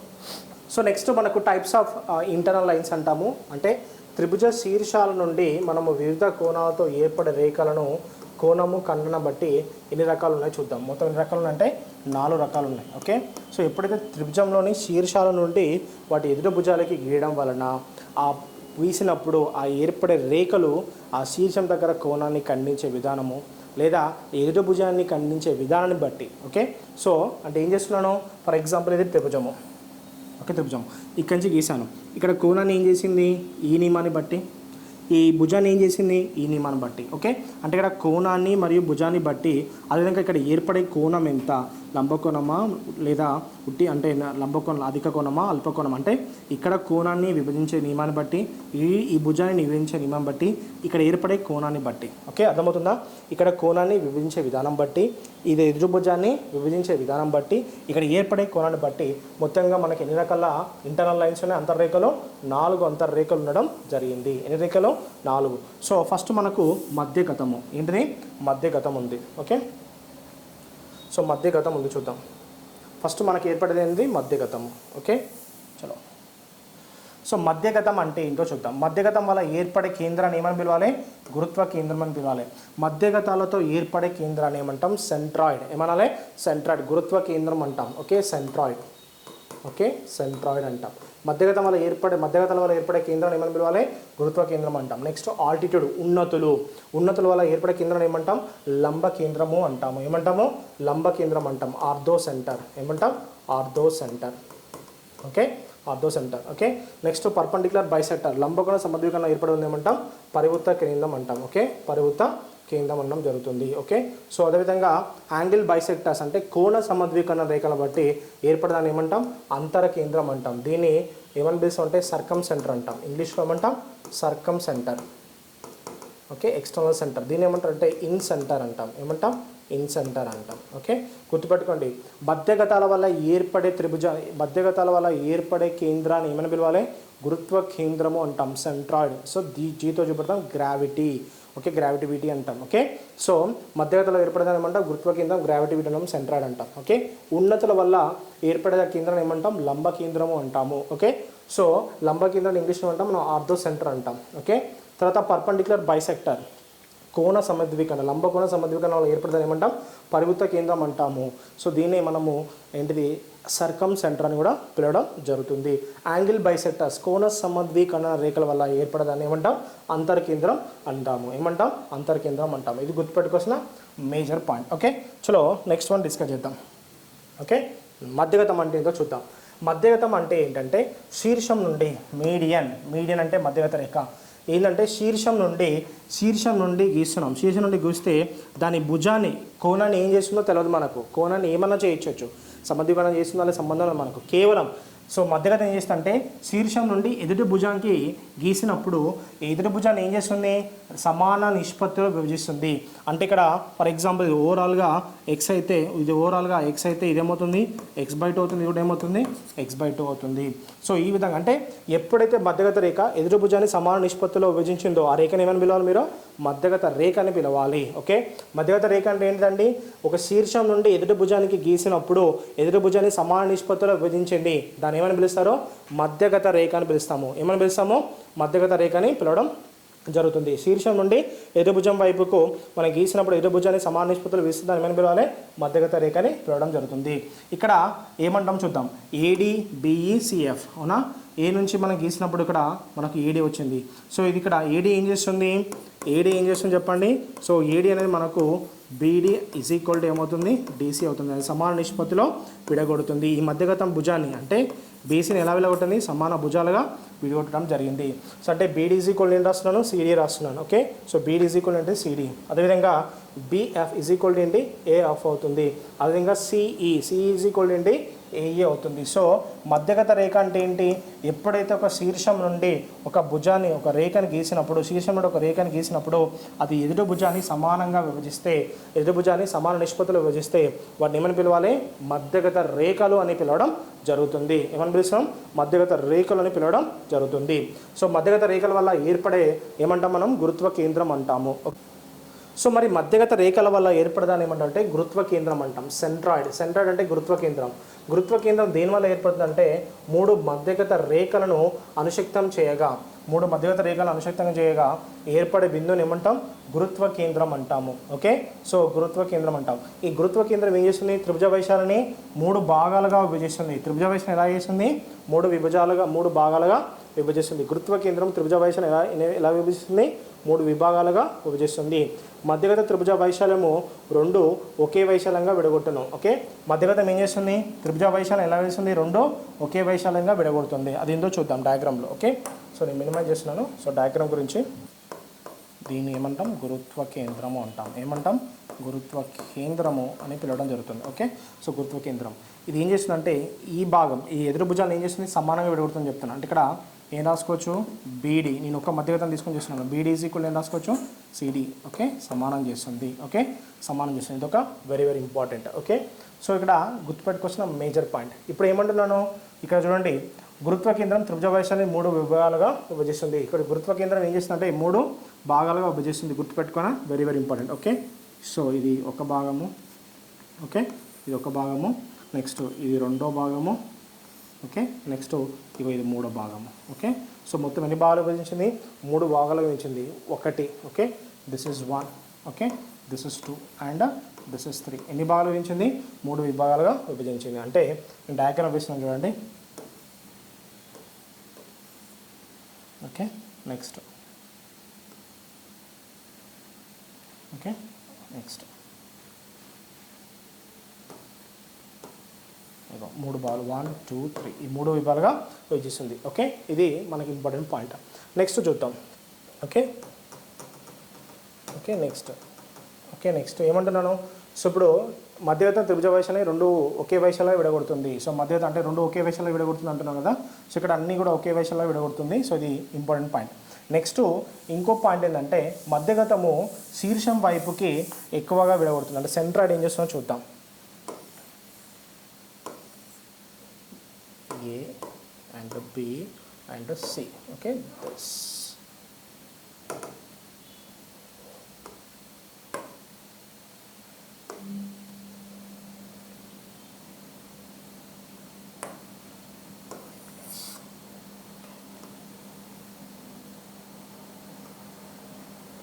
ఓకే, సో ఇది D, E అండ్ F. ఇది గురుత్వ కేంద్రం కదండి. సో గురుత్వ కేంద్రం మీకు పై వైపు ఏం చేస్తుందో చూద్దాం. ఓకే, పై వైపు 2 అయితే కింద వైపు ఎంత అవుతుంది 1. అంటే శీర్షం వైపు అతిపెద్దగా ఉంటుంది. శీర్షం వైపు అతిపెద్దగా ఉంటుంది. అంటే ఇది G కదండి. సో G అంటే ఏం చేస్తుందో చూద్దాం. సో ఇప్పుడు ఏడీ రేఖ ఎలా విడగొడుతుందంటే AG is to GD is equal to ఏమవుతుందంటే 2:1. ఎప్పుడైనా కూడా శీర్షం వైపు ఎక్కువ ఉంటుంది, శీర్షం నుంచి గురుత్వ కేంద్రం నుంచి కిందికి తక్కువ ఉంటుంది. ఓకే, ఇది గురుత్వ కేంద్రం కదండి. గురుత్వ కేంద్రం నుంచి శీర్షం పైకి కదా. శీర్షం పైకి ఎన్ని భాగాలు ఏర్పడతాయి? 2 భాగాలు ఏర్పడతాయి. సో నెక్స్ట్ గురుత్వ కేంద్రం నుంచి భుజం వైపు ఎన్ని భాగాలు ఏర్పడతాయి? 1 భాగం ఏర్పడుతుంది. ఓకే, నెక్స్ట్ ఇది గురుత్వ కేంద్రం నుంచి శీర్షం వైపు కదా. శీర్షం వైపు అంటే ఎన్ని భాగాలు ఏర్పడుతుంది? 2 భాగాలు ఏర్పడుతుంది. ఇది గురుత్వ కేంద్రం నుంచి భుజం వైపు కదా. ఎన్ని భాగాలు ఏర్పడుతుంది? 1 భాగం ఏర్పడుతుంది. ఇది గురుత్వ కేంద్రం కదండి. గురుత్వ కేంద్రం నుంచి శీర్షం వైపు ఎన్ని భాగాలు ఏర్పడుతుంది? 2 భాగాలు. ఇక్కడ ఎన్ని భాగాలు? 1 భాగం ఏర్పడుతుంది. ఇది గురుత్వ కేంద్రం నుంచి శీర్షం వైపు కదా అండి. ఎన్ని భాగాలు? 2 భాగాలు. కింది వైపు కాబట్టి ఎన్ని భాగాలు? 1 భాగాలు ఏర్పడుతుంది. అంటే ఇక్కడ చూడండి ఏడీ ఏం చేసింది? AG is to GD is equal 2:1. Next BE ఏం చేస్తుంది? శీర్షం వైపు అంటే ఏం తీసుకోవాలి? BG. సో శీర్షం అంటే G నుంచి B వైపు. Okay, so BG is to GE is equal ఎంత తీసుకోవాలి? 2:1 అని తీసుకుంటాం. ఓకే, నెక్స్ట్ CF గురుత్వ కేంద్రం కదండి. సో ఏం చేస్తుంది CF? So CG. Okay, G నుంచి C వైపు. ఓకే, CG ఈజ్ టు ఏంటి మనకు? GF ఈజ్ ఈక్వల్ ఎంత తీసుకోవాలి? 2:1 తీసుకోవాలి.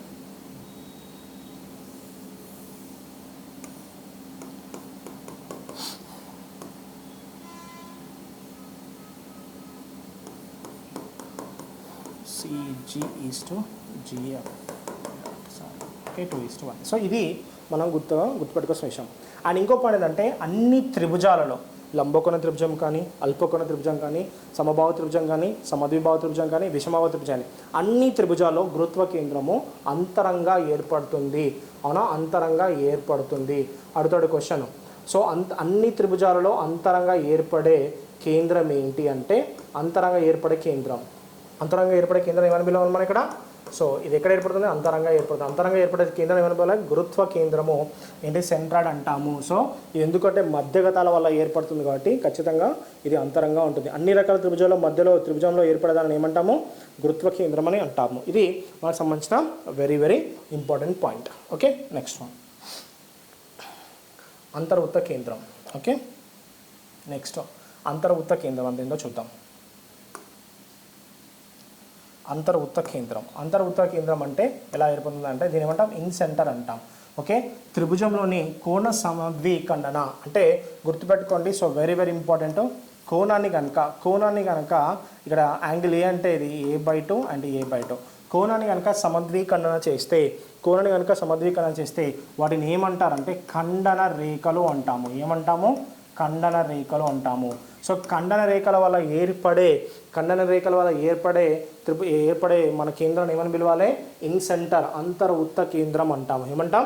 అంతర్వృత్త కేంద్రం అంటాం. ఇది ఏం చేస్తుందంటో చూద్దాం. ఓకే, ఏం చేస్తుందో చూద్దామండి. Okay, so very very important. అంతర్వృత్త కేంద్రము మనకి ఏమవుతుందో చూద్దాం. ఓకే, అంతర్వృత్త కేంద్రం ఎలా ఏర్పడుతుంది? త్రిభుజంలోని కోణాలని సమద్విఖండన రేఖల వల్ల ఏర్పడదాన్ని ఏమంటాం? అంతర్వృత్త కేంద్రం అంటాం. ఇది అన్ని భుజాల నుండి కేంద్రం గల మధ్య దూరం ఎలా ఉంటుంది? సమానంగా ఉంటుంది. అన్ని భుజాల నుండి కేంద్రం గల దూరం ఎలా ఉంటుంది? సమానంగా ఉంటుంది. అన్ని త్రిభుజాలలో అంతర్వృత్త కేంద్రం ఎక్కడ ఏర్పడుతుంది? అంతరంగానే ఏర్పడుతుంది. ఓకే, సో దీన్ని సింపుల్గా డయాగ్రామ్ ప్రకారం చెప్తాను. So go for diagram.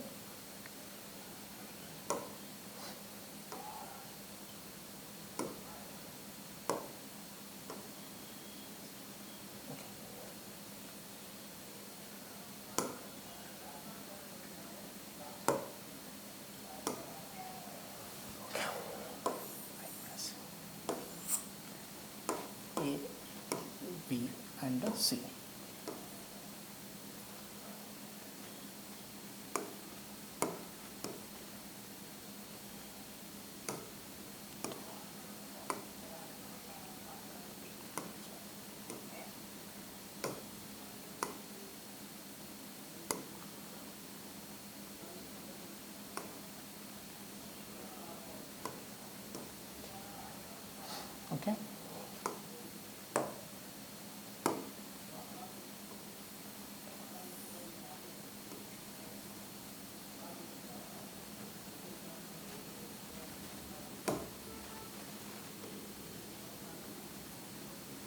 Okay, so ఇది అంతర్వృత్త కోణాన్ని సమద్వికరణ చేసింది. ఓకే, ఇది ఏమవుతుందంటే యాంగిల్ ఏ డివైడ్ బై 2, ఇది యాంగిల్ ఏ డివైడ్ బై 2, ఇది యాంగిల్ బి డివైడ్ బై 2, ఇది కూడా యాంగిల్ బి డివైడ్ బై 2, ఇది C divide by 2, angle C divide by 2.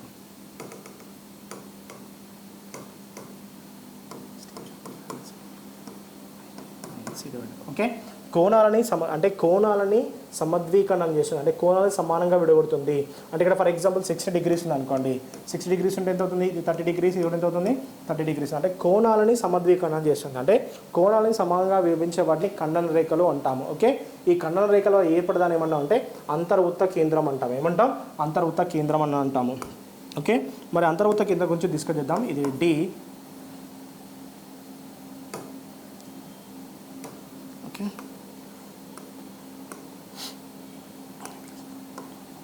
D, ఇది ఈ and F. Okay,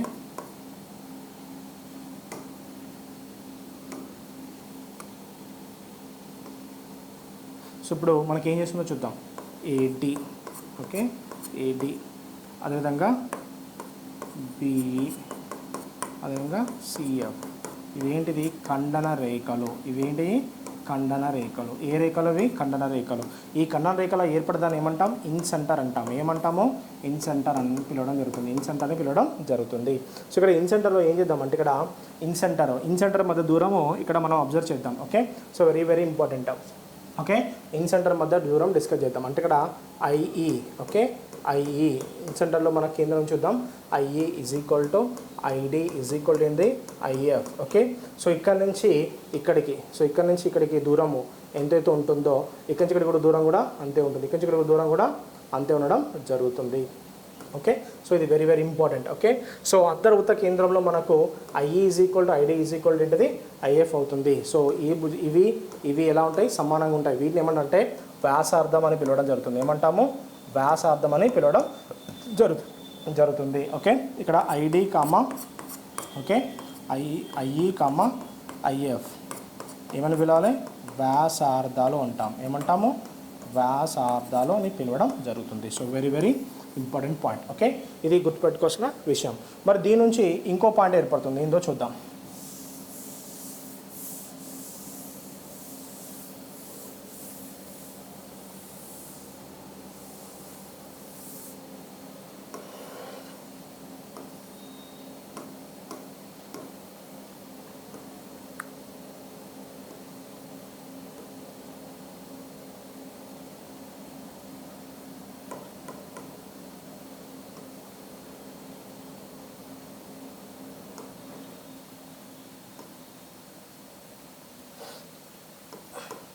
okay, so ఇప్పుడు ఫస్ట్ చూద్దాం. ట్రయాంగిల్ బిఐసి అంటే ఏదైతే కోణం ఇంపార్టెన్స్ ఇస్తానో అది మధ్యలో పెట్టాలి. ఎప్పుడైనా కోణం రిప్రజెంటేషన్ ఎలా చేయాలంటే దేనికి ఇంపార్టెన్స్ ఇస్తామో అది మధ్యలో పెట్టాలి. ఇప్పుడు దేనికి ఇంపార్టెన్స్? ఐ కావాలంటే ఏం చేయాలంటే 90 degrees ప్లస్ దాని యొక్క మనకు సమద్విఖండన రేఖల మొత్తము. ఓకే, సమద్విఖండన కోణం మొత్తం అంటే బేసిక్ కావాలంటే ఏంటి? 90 ప్లస్ దీని ఓకే మధ్య కోణం మొత్తం తీసుకుంటే మనకి ఈజీగా వస్తుంది. ఒకవేళ యాంగిల్ ఏఐ, ఓకే, ఏఐసి కావాలంటే దీనికి ఆపోజిట్ ఎవరు ఉన్నారు? So 90 plus angle B by 2. Okay, చూడండి ఏఐసి ఈ కోణానికి ఎదురుగా ఆపోజిట్ ఉన్నారు, బి ఉన్నారు. ఓకే, అదేవిధంగా angle CIA 90 plus angle C divided by 2. Okay, so ఇప్పుడు ఏం చేస్తున్నాను? CIA okay, CIA. Okay, AIC అయిపోయింది కదా, సారీ, ఏఐసి అయినా సిఐ అయినా ఒకటే. CIA. Okay.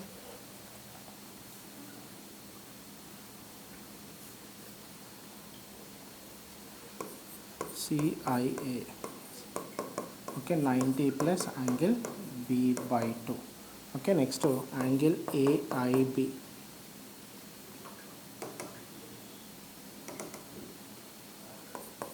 BIA. Is equal to 90 plus angle C divide by 2. Okay, so BIA opposite ఎవరు ఉన్నారు, సి ఉన్నారు. మనకి చాలా చాలా ఇంపార్టెంట్, మనకు ఎగ్జామ్లో మనకు క్వశ్చన్స్ వస్తూ ఉంటాయి. ఓకే, అంతర్వృత్త కేంద్రంలో మనకు ఈ కేంద్రం వద్ద కోణం ఎలా ఉంటుందంటే, సో 90 ప్లస్ ఆ కోణ సమద్విఖండన మధ్య అంటే సగం కోణానికి సమానంగా ఉంటుంది. సో ఇది వెరీ వెరీ ఇంపార్టెంట్, అంటే మనకు చాలా చాలా యూజ్ అవుతుంది, ఇది గుర్తుపెట్టుకోవాల్సిన పాయింట్. లేదా ఇలా కూడా ఉంటుంది. Okay, 2 times of angle BIC. Okay, BIC is equal to 180 degrees plus angle A. ఈ విధంగా కూడా తీసుకోవచ్చు. ఇది ఓకే, ఈ విధంగా కూడా తీసుకోవచ్చు. Okay, so very very important. 2 times of BIC is equal 180 plus angle A, ఇలా కూడా తీసుకోవచ్చు. చాలా చాలా అడుగుతూ ఉంటాడు మనకు. లేదా 2 times of CIA is equal to 180 plus B. Next 2 times of BIA is equal to 180 degrees plus angle C అని తీసుకోవచ్చు. ఓకే, సో ఈ రెండు నియమాల్లో మనకు ఏదో ఒకటి యూజ్ చేసినా మనకు చాలా యూస్ అవుతుంది. ఇది దేనివల్ల ఏర్పడుతుంది అంటే ఇన్ సెంటర్. అన్ని త్రిభుజాలు కూడా ఇన్ సెంటర్ ఎక్కడ ఏర్పడుతుంది, లోపట్నే ఏర్పడుతుంది. Okay, so very very important అండి. ఓకే, నెక్స్ట్ వన్ చూద్దాం.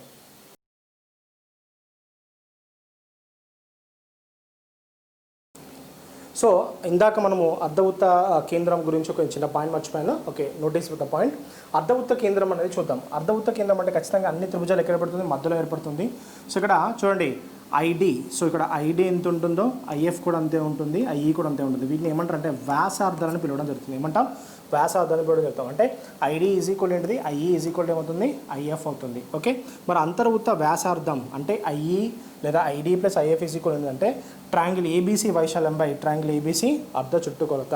ఓకే, అర్ధవృత్త వ్యాసార్థానికి మన ఫార్ములా ఏంటంటే ట్రయాంగిల్ ఏబీసీ వైశాల్యం అంటే త్రిభుజ వైశాల్యం బై ఆ త్రిభుజం యొక్క అర్ధ చుట్టుకొలత నిష్పత్తిని ఏమంటాము, వ్యాసార్థం అంటాము. ఓకే, సో అడుగుతాడు త్రిభుజ వైశాల్యము మరియు అదేవిధంగా త్రిభుజం యొక్క అర్ధ చుట్టుకొలతల భిన్నాన్ని మనం ఏం పిలవాలి, వైశాల్య నిష్పత్తిని అంతర్వృత్త వ్యాసార్థం అని పిలుస్తూ ఉంటాము. అంతర్వృత్త వ్యాసార్థం ఈజ్ ఈక్వల్ ఏంటిది, ట్రయాంగిల్ ఏబీసీ వైశాల్యం బై ట్రయాంగిల్ ఏబీసీ యొక్క అర్ధ చుట్టుకొలత. కాబట్టి వీటిని ఏమంటాము, అంతర్వృత్త వ్యాసార్థం అంటాము. అంతర్వృత్త వ్యాసార్థం ఈజ్ ఈక్వల్ ఏంటిది, త్రిభుజ వైశాల్యము ఏబీసీ, త్రిభుజ వైశాల్యము బై ఆ త్రిభుజం యొక్క అర్ధ చుట్టుకొలత. ఓకే, సో ఈ విధంగా తీసుకొని మనం సాల్వ్ చేస్తూ ఉంటాం. లంబకోణం ఎలా ఉంటుందో అక్కడ లంబకోణ త్రిభుజ వైశాల్యం బై లంబకోణ చుట్టుకొలత. సమబాహు త్రిభుజం ఉంటే సమబాహు త్రిభుజ వైశాల్యం బై సమబాహు త్రిభుజ అర్ధ చుట్టుకొలత. విషమబాహు త్రిభుజం ఉంటే విషమబాహు త్రిభుజ వైశాల్యం బై విషమబాహు త్రిభుజ అర్ధ చుట్టుకొలత. సో దాన్ని ఏమంటాము, అంతర్వృత్త వ్యాసార్థం అని అనడం జరుగుతుంది. So very very important question. ఒకసారి మళ్ళీ రిమైండ్ చేస్తాను, కంపల్సరీ నోట్స్ మీ దగ్గర ఉండాలి.